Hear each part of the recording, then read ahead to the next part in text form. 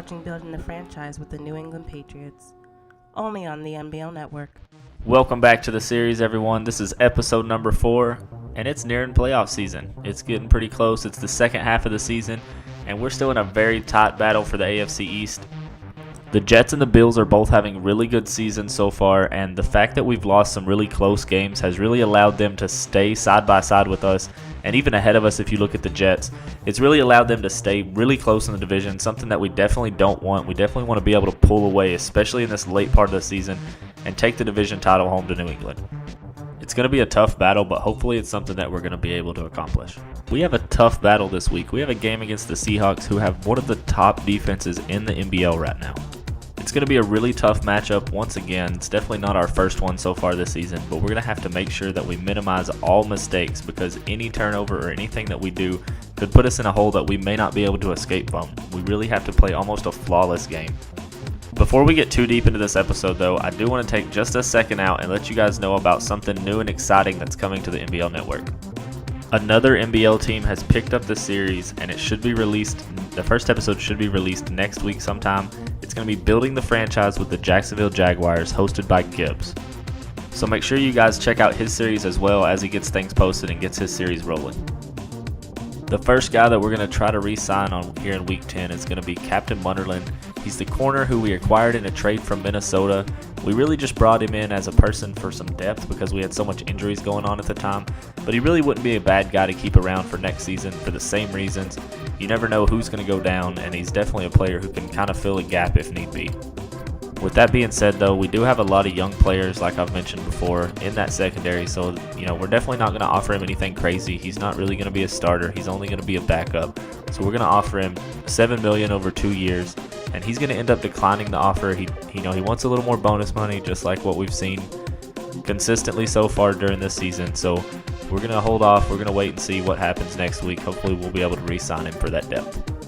We have 3 guys along our offensive line that we're going to try to re-sign this week. Left tackle Marcus Cannon, right tackle Cameron Fleming, and right tackle Sebastian Ballmer. The 2 younger guys, Cannon and Fleming, both of those end up declining our offer. They want more bonus money. But the big news is going to be Sebastian Ballmer decides he does not want to stay in New England. He didn't like our first initial offer, and he decides to test free agency without any kind of negotiation. And that is actually really big news, because Sebastian Ballmer has been in New England for a while. He's definitely somebody who's a leader on the offensive line and somebody who's going to be missed. But at the end of the day, he's getting older, and it's time for somebody else to take his place. So it's definitely going to be a mentality of next man up next season for the Patriots. With this most likely being Tom Brady's last season in the MBL, the offensive line is going to be crucial moving forward. No matter who it is that we bring in at quarterback, we're going to need an offensive line that's going to be able to help the run game, to take some of the pressure off of the young guy. And it's definitely going to be important that he stays upright and doesn't get hit a lot, because he's going to need to sit back there and make some decisions that Tom Brady's been making for years. He knows how to make these decisions. He knows how to make the quick reads.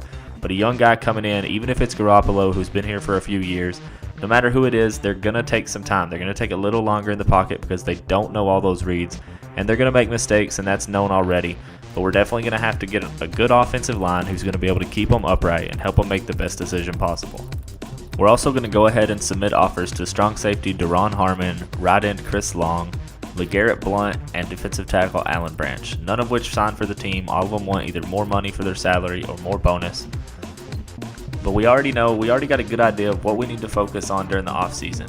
We need to focus on our offensive line, a replacement for Tom Brady, whether that's Garoppolo, Jacoby Brissett, or somebody that we get in the draft or free agency. We definitely need to look for a linebacker. We need somebody to take Hightower's place unless we franchise tag him. And we also need some D-line help. We're most likely going to lose some of these older players on our D-line besides Jabal Sheard. So we're going to be looking for somebody to get in there and help Sheard get some pressure on the opposing quarterbacks. During our game plan for this week, really the only thing we're going to focus on is minimizing mistakes. We have to minimize mistakes against this great Seattle secondary. Today's game features a very active secondary. The Pats are top 10 in forcing interceptions. They'll be up against the Seahawks team that has to be careful passing the football.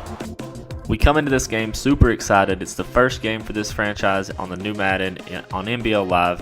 And I guess no one was more excited than DeAndre White. He returns the opening kickoff 102 yards for a touchdown to give the Patriots a 7-0 lead with just seconds gone off the clock. Russell Wilson and the Seahawks will not be down for long though, as the following drive, Wilson hits Doug Baldwin for a 72-yard touchdown in traffic. The Seahawks go on to put up 24 unanswered points against our defense, and one of them is a huge 75-yard run by Rawls. But what would a primetime game be without a Tom Brady comeback? Tom Brady comes out in the second half after motivation from the coach in the locker room, and he leads the team down to score. The Patriots end up getting 14 unanswered points, bringing the game back within reach. A 47-yard field goal early in the fourth quarter by New England brings the game to 31-24 and well within reach. After having already thrown 3 interceptions in the first half, you know Tom Brady was nervous entering into this final game-winning drive. And in one split second, the Patriots' comeback hopes are ended as Cliff Averill gets a strip sack on Tom Brady to end the game. Seattle wins 31-24. Under any circumstance, an easy place to win, but kudos, hats off, they got it done. Yeah, and our guy Marvin, our statistician, he slid us the note. 91-16 here at home in the Tom Brady era. That's pretty impressive. That's very impressive. Hard to beat this team. They're not only well coached, not only are they talented, this crowd loves getting behind them. Even though we're still reeling from the failed comeback in Seattle, we're looking ahead, we're moving on. It's time to look toward the game against the San Francisco 49ers. We enter into Week 11, still in a tough battle against the Bills and the Jets. The Jets are currently on a bye week, sitting at 6-4, and the Bills are playing a tough Cincinnati team, sitting at 5-4. Every game for the remainder of the season is going to be extremely important in keeping us in this division title hunt, but this game is going to be really important to help draw the gap just a little bit, bring us in a little closer to the Bills and the Jets, and hopefully the Bills get knocked off by the Bengals this week as well. For our negotiations this week, we come to a 2-year extension agreement with Deron Harmon and Bishop Sankey, while James Devlin, Alan Branch, and Cameron Fleming decide to test free agency. A deal has yet to be reached, and the Patriots are still in negotiations with 5 other players, the biggest of which being LeGarrette Blount, who 11 weeks into the season has still yet to sign an extension. Hello, everybody. I'm Larry Ridley, and this is Madden 17 on EA Sports. Anticipation is mounting for today's game, and we've got 2 quarterbacks looking to make an impact. It's Brady's Patriots going up against Kaepernick's 49ers. We enter into this game with 1 more win on the season than the 49ers have, but that doesn't mean we're going to sit here and think this is going to be an easy win. The game plan coming into this one was to hold the 49ers either to throw in the ball a lot or to run the ball a lot. They've had a pretty good balance so far, so we want to get them, off kilter a little bit and make them do one or the other, and hopefully they'll make some mistakes. Apparently the plan for San Francisco was to play quarterback roulette throughout this game. Kaepernick started the game and threw an interception early. He was put on the bench for Blaine Gabbert. Gabbert comes in, throws 4 more interceptions, and is pulled back out of the game.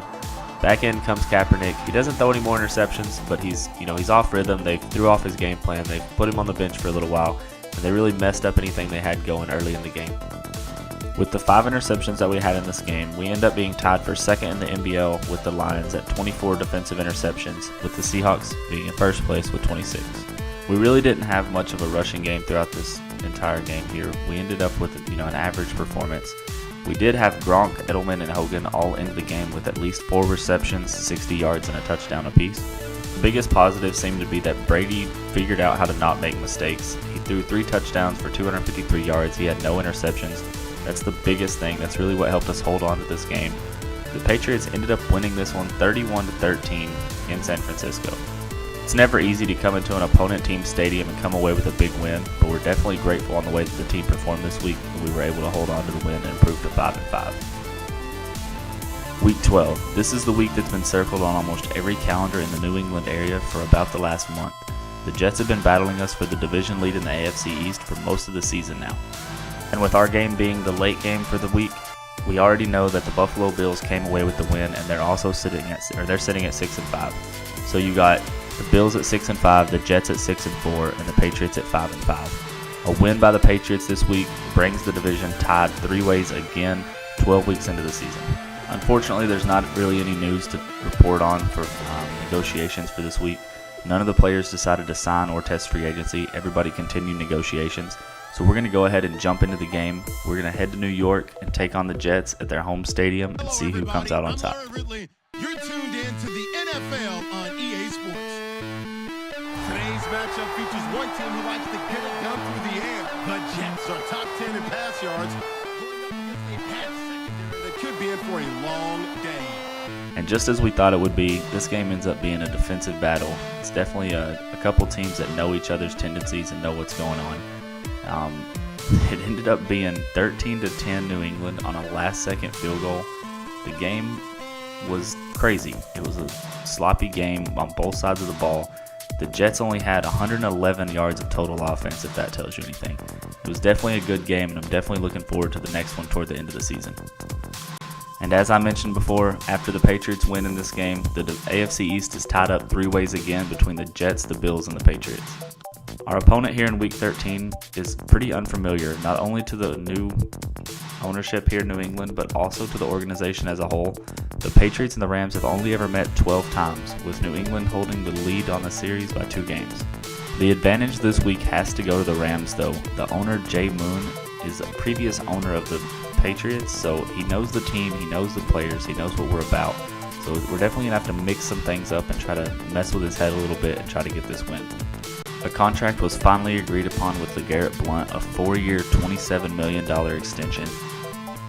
Right guard Jonathan Cooper also signed a 3-year extension, but we did lose Captain Wonderland and Kyle Long to free agency. They decided not to sign. In our game planning for this week, we're going to continue to focus on Cyrus Jones, Kyle Frand, and Malcolm Mitchell. I know they've been in there almost every single week, but they're all 3 young guys at positions where we're going to need them in the near future. So we're trying to get them built up. We're trying to, make them be the future of New England. For our offensive drill, we're going to work on the shallow cross, and for defense, we're going to work on the cover 2 man drill. Hopefully with some extra emphasis on both of these drills this week, we'll be able to be productive both on offense and defense against this tough Rams team. There's going to be 2 quarterbacks ready to get it done on the gridiron. It's the Rams going up against the Patriots. As you can see, we got a little bit of snow on the ground here in New England. For the first time this season, we got a snow game. We're in New England, so it's not anything really to not get comfortable with. The next few weeks on the extended forecast is showing snow off and on, and most likely it's going to be there the remainder of the MBL season, so it's something we're going to have to get used to.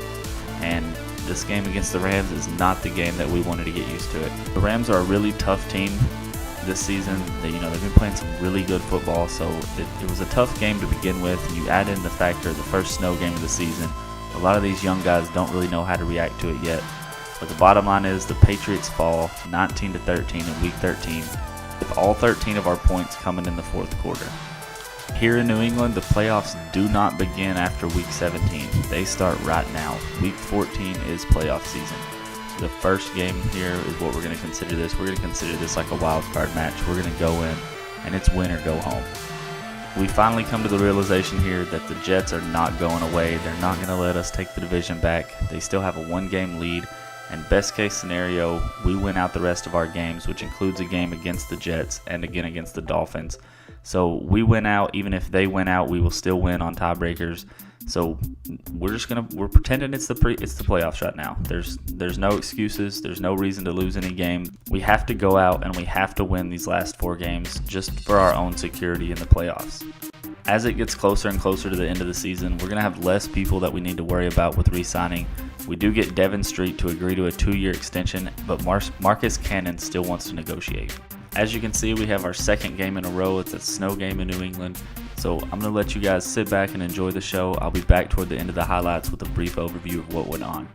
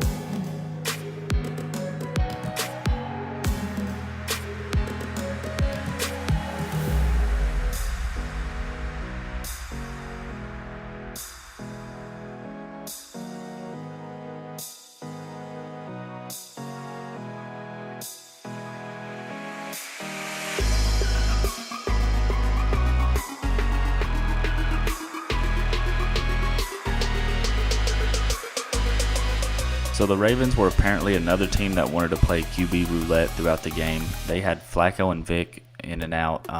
Flacco started the game, threw some interceptions, got pulled for Vic, who threw some more interceptions. Our secondary was just too much for the Ravens quarterbacks. The Patriots end up getting a total of 6 interceptions, 3 of which were from McCourty and 2 was Chung. We had 2 of them that were pick sixes that really spurred the beginning points for. And some of the biggest disappointments to take away from this game was Steven Gostkowski missed 3 field goals, which is definitely not normal for him. He's usually pretty accurate, and Brady started off really slow. He started off throwing interceptions, fumbling the ball. It was a bad game, especially if this is supposed to be what we're considering to be the beginning of the playoffs. It's not a good way to start it. It's not the way we want to go into the playoffs. So we're definitely going to need to straighten that up in the next couple weeks. We do end up holding on to the victory though. We win 29-24 at home. Next week we have a game against the Broncos at Mile High. They're also fighting for a playoff spot, so it's going to be another game that's a must win, and another game that very well may come down to the last play or two. To seal this victory as time runs out. And that's going to do it for episode number 4, guys. Be sure, like I said earlier, be sure to check out Gibbs' series whenever he starts his up with the Jacksonville Jaguars. Make sure you guys are checking out the MBL Blitz podcast as well as the Commissioner's Corner and everything else the MBL Network does. We just had a new episode of DK's Take come out, so make sure you guys check that out as well. And as we get closer toward the off season, if you have any player that you got in mind that we should look at, any position we should look at in the draft or in free agency, let me know. We'll get it on the show. We'll see what we can do. We'll see who we can find in those positions. And if you haven't already, make sure you subscribe to here on the MBL Network. We have all kinds of things going on all the time here for our full immersion coverage of the Madden Bomber League.